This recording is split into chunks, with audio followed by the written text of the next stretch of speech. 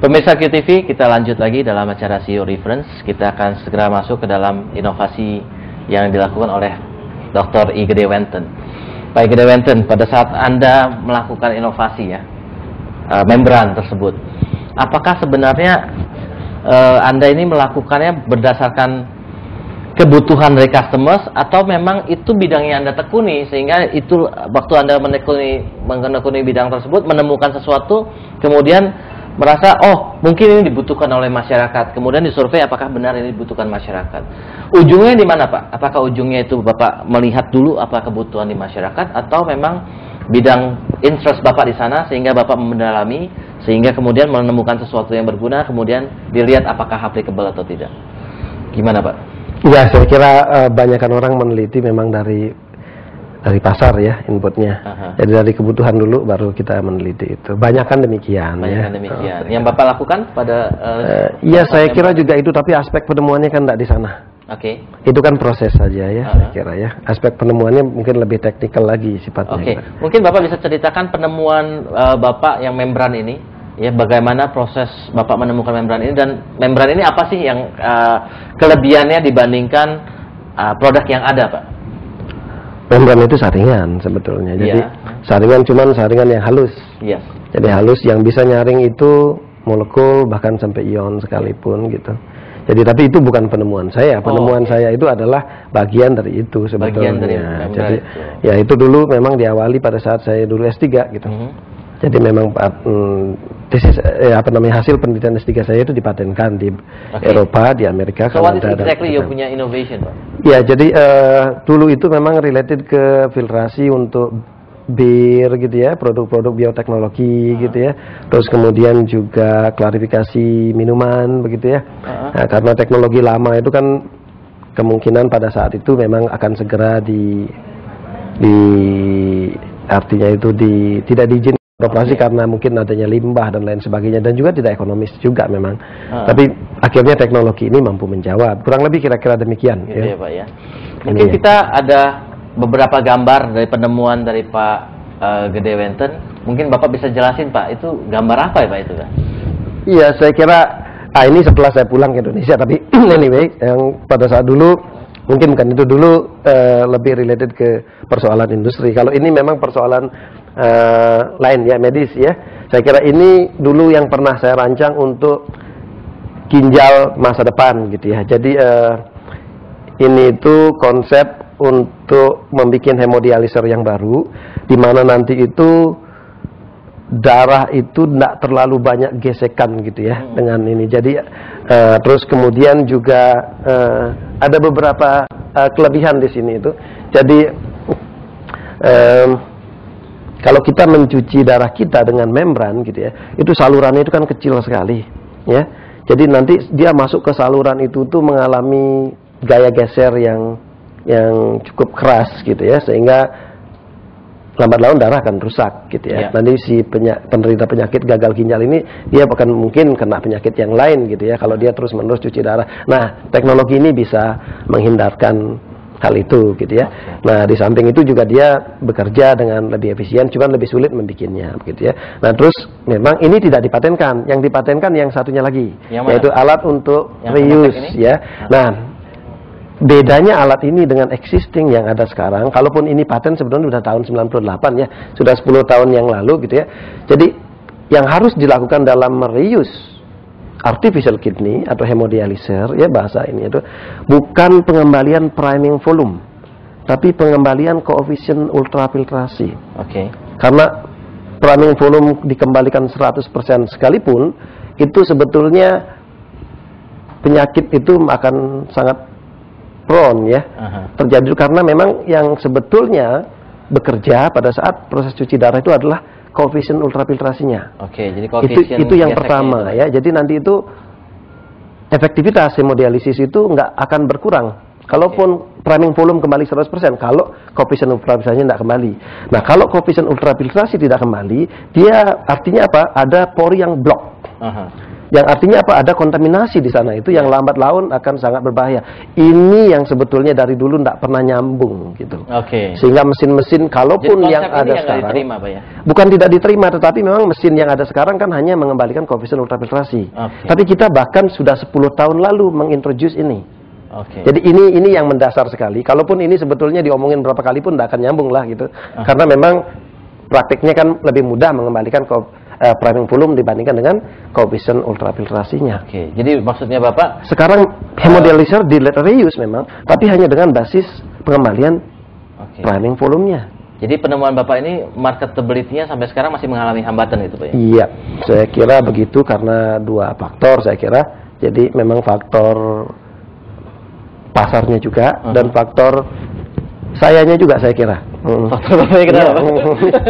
Ya, jadi Bapaknya tidak menuruti market atau bagaimana? Ya, saya kira mungkin lagi musimnya lah kali, barangkali begitu ya. Saya kira kalau musimnya lagi bagus nanti mungkin pada saatnya kita akan gerak lagi lah gitu ya. Begitu. Jadi saya kira memang ada faktor dari kitanya juga karena kita kan di sini itu kan jelas ya, kalau kita jadi peneliti, jadi dosen begitu kan survival rate-nya harus tinggi sekali ya. Jadi karena kita tidak hidup dari sistem gitu ya, tidak hidup dari gaji gitu ya, kita hidup dari berbagai macam ini. Jadi memang harus ada optimasi di sana itu.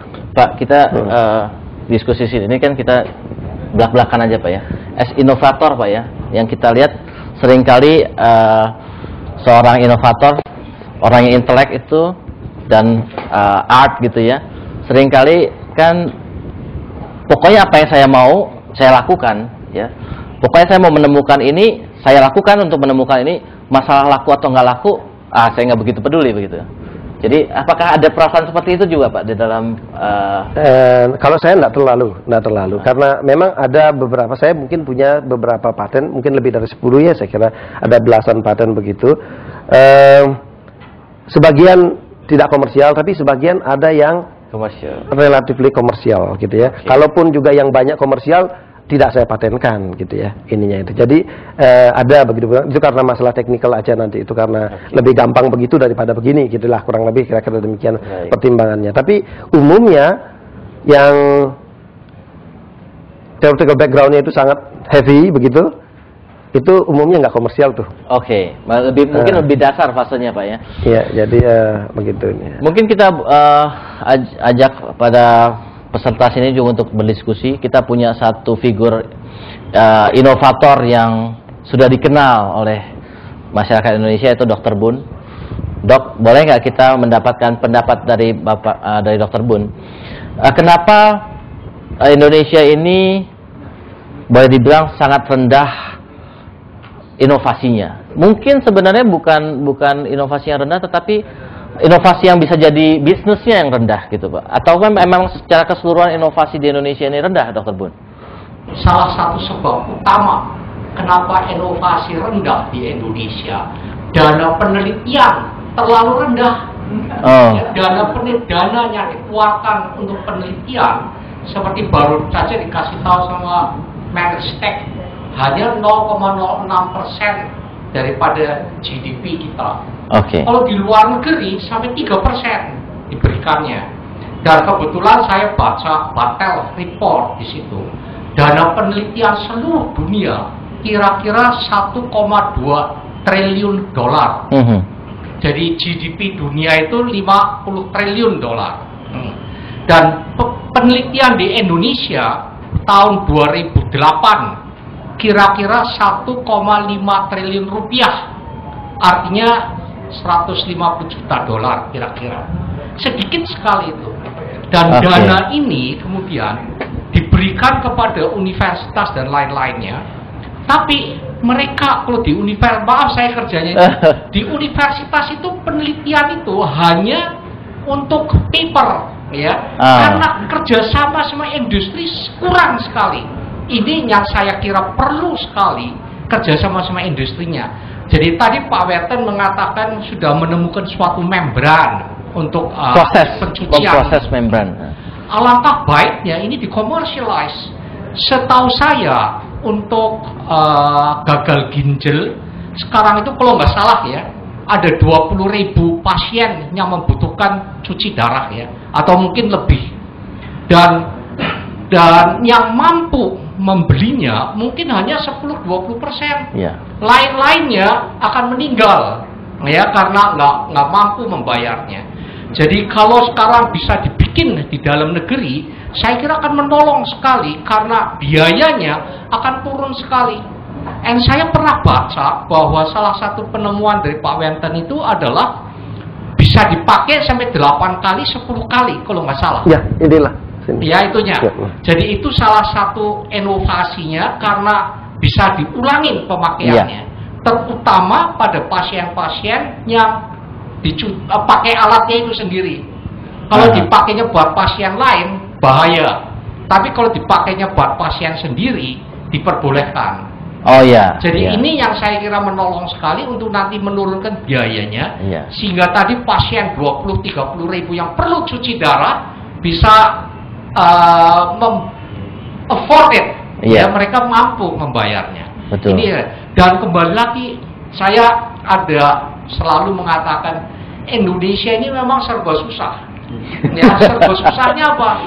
Saya mengatakan ada 5 budaya yang sangat-sangat menghambat kemajuan Indonesia. Nomor 1, kita tahu semuanya budaya korupsi.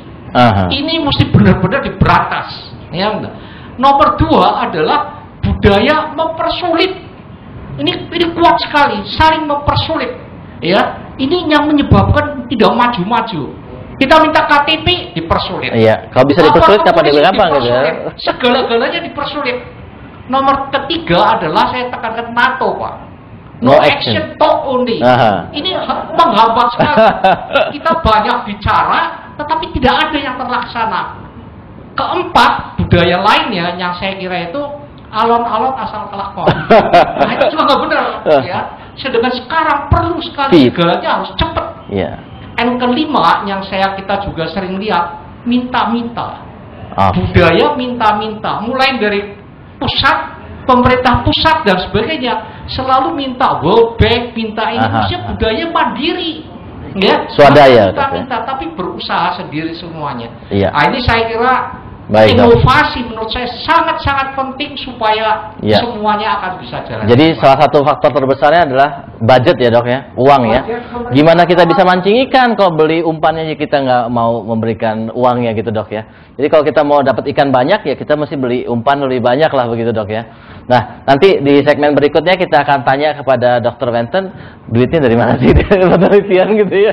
Apakah memang di lingkungan Dr. Wenten juga ada kesulitan dalam dana penelitian. Oke, baik. Jadi pemirsa QTV, buat Anda yang ingin bergabung jangan lupa SMS ke 0896 kali 788 dan Anda akan mendapat buku bagi yang terpilih, buku dari Harvard Business Press berjudul Innovation to the Core.